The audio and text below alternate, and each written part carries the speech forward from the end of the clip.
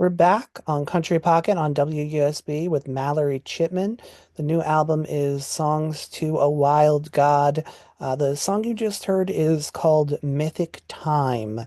Sometimes I like on the second segment focusing on things that are a little off the beaten path of what the album is talking about most of the time. And this one sort of gets at a different idea. Um, so,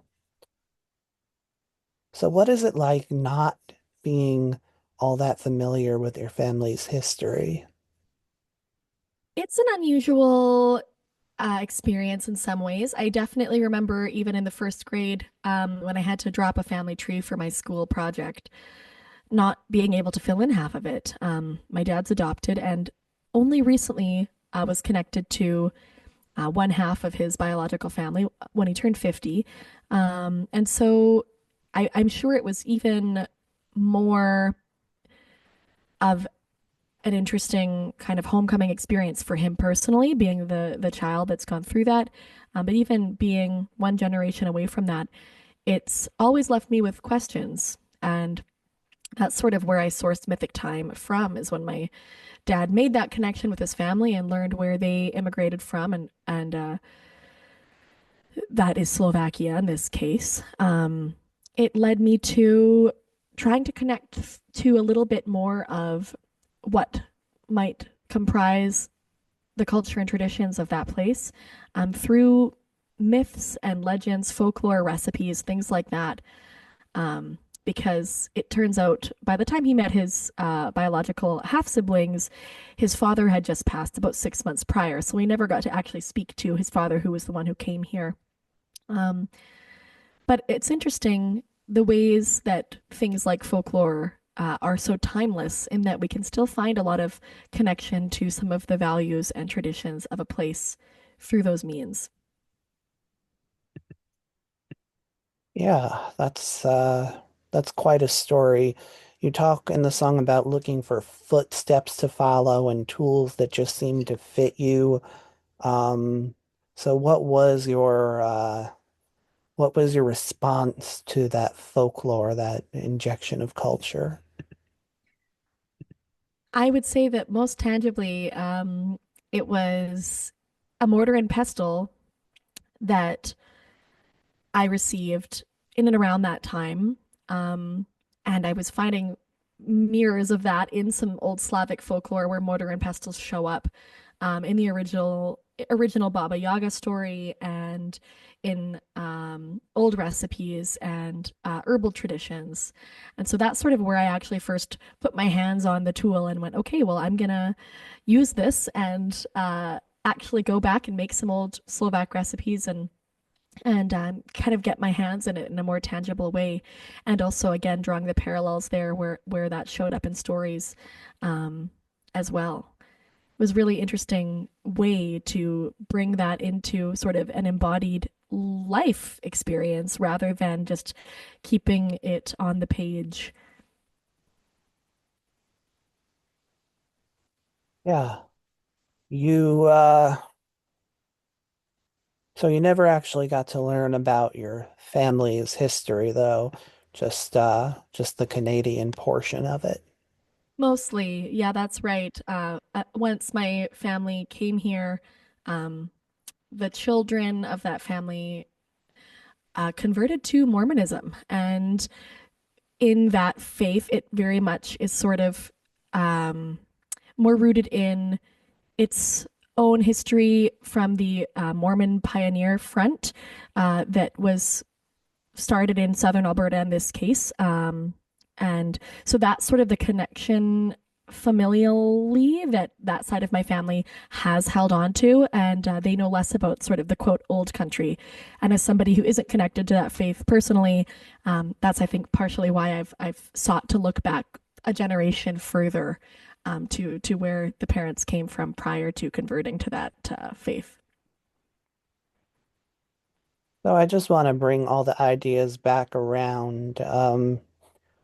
You're trying to reconnect with this ancestry and some of those aspects of that culture.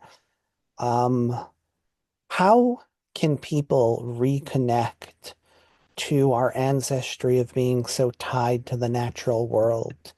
Because if you think about it, it's not that many generations where we really, a lot of us don't have those connections.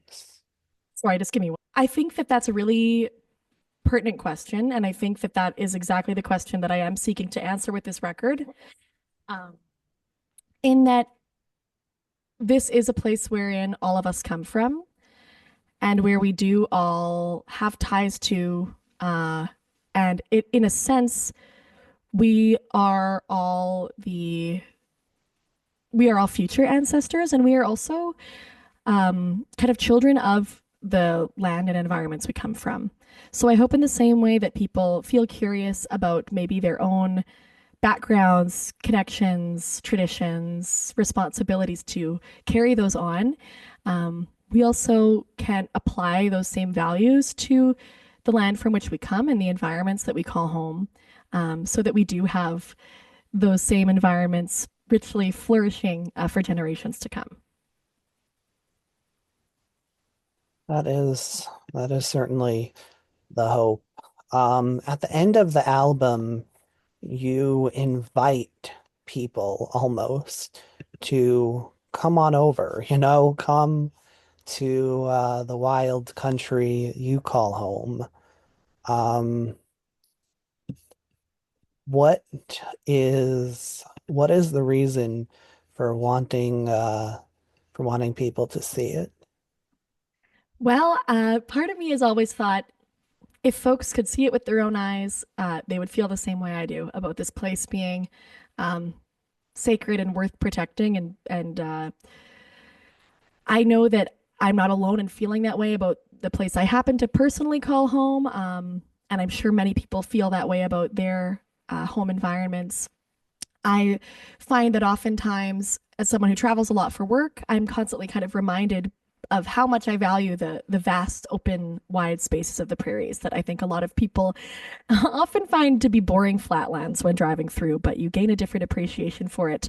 I think the more often that you are exposed to it and in this sort of intimate capacity of it being, something I wake up to every morning. So more generally speaking, I think that song could apply to anyone's relationship to place, especially a place that they find personal connection to. And on a really personal level, it's an ode to the prairies where I come from.